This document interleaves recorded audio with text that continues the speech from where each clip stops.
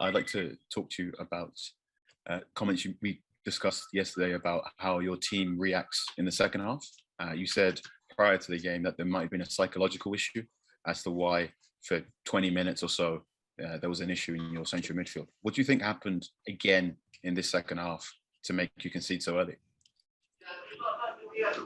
I mean, we were fully aware, obviously, after the last couple of games, that it would be important to be as compact as we can be, as proactive and as aggressive as we can be, and especially avoid the transitional moments that Southampton is very good at.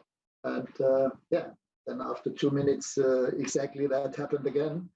We were in possession, we were around and in their box, and 10 seconds later we conceded a goal. And this is very frustrating, obviously for us, for me as the head coach, but also for the players themselves. If you could see their reactions after the goal, they were all absolutely disappointed. But this is what still is one of our major problems, that we have to be able to be compact and defend in this compactness as a team. Is there a concern about your current halftime routine? Is there perhaps not listening to the correct strategy, or perhaps talking too much, or perhaps getting too relaxed? I can assure you that we are not talking too much. Our halftime conversation with the team lasts as long as with most or almost all the other teams. It's 4 or 5 minutes. It's the bullet points. It's the most important things. We show them 2 or 3 video footage situations of exactly about that, what we have to be aware of and be wary of. So this is definitely not a problem of our halftime conversation that we're having.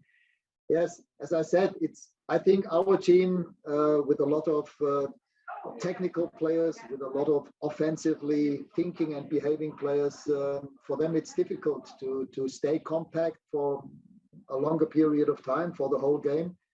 And this is one of our problems. And the other one is that we just do not take enough advantage out of the chances that we create.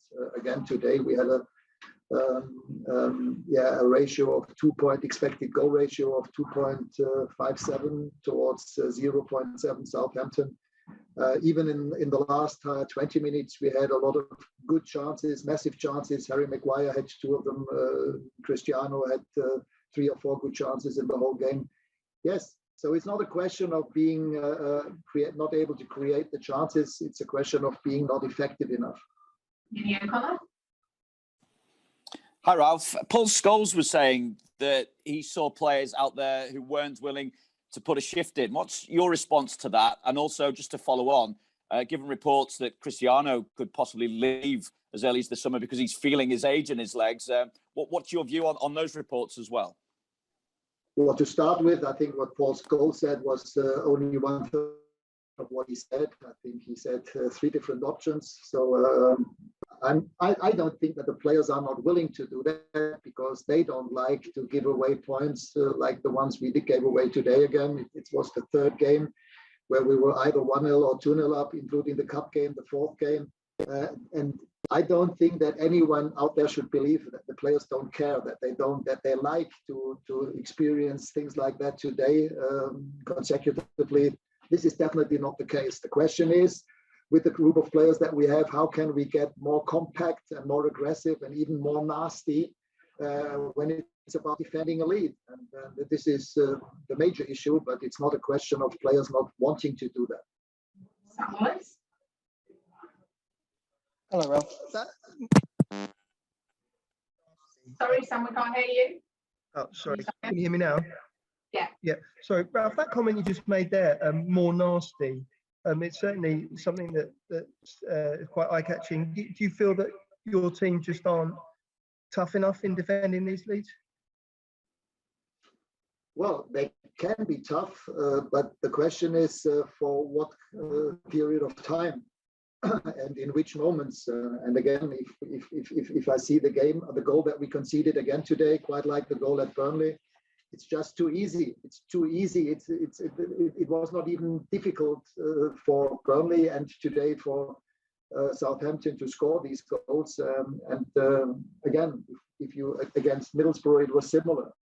If you are being counter-attacked after being 1-0 up, this is also a question of tactical discipline and being aggressive in the decisive moments, and just don't allow the players to get past you.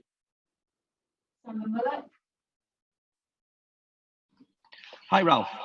You've obviously assessed your squad in the time that you've been at the club. How do you change these habits that have been, that these players have had all their lives, really, these technical players? They're not used to playing in a disciplined way. How do you change that with this group of players? I think we already have changed it. We are conceding fewer goals than we did before. I think on average less than one goal, but still it doesn't help if you don't score more than one goal. And again, today, after the first half hour, we should have been 2-3-0 up. We gave away, again, too many clear-cut chances in the first half. Then it doesn't make life any easier, even more so against a team like Southampton, who are on a good run and are in good form, in good shape. I don't think that it's a question of habit. It's just a question of what kind of players do we have? How do they want to play? And we can only make up for that as a team. Changing habits, you can be assured that we address those things all the time, that we do those things even in the moments when we can train with them properly. It's all about being aggressive, taking the last step. But again, our team, quite compared to the Southampton team, has never been a pressing team, and to change those habits within a couple of weeks without having a preseason, it does not happen like that. Simon Peach. Hi, Ralf. I'm just wondering if Edinson Cavani will be available for the Brighton game, do you think? And I don't know, to be honest. I thought until after training yesterday that he would be available for today's game, but after training, the doctor came to see me. Then I spoke to Eddie. I told him, let's wait until this morning before the game if treatment can make things any better. But then I spoke to him today before we had breakfast, and he said to me, that the pain is too big and that he cannot play. Shamoon? Hi, Ralf. Just wanted to know your thoughts on Ronaldo's performance and how worried you are by his goal drought at the moment. Yes, of course. He would have wished to score. I would have wished him to score. The whole team would have wished him to score. I think today he had his good chances. Probably one of the biggest chances in the game was when he went past around the goalkeeper. But in the end, the ball was cleared off the line. We also had good moments in the second half. But again, it's not only Cristiano. As a team, we create enough chances. I would be more worried if we only had one or two or maybe three chances per game. As I said earlier on, expected goal ratio again today was 2.57, but in the end we only scored one.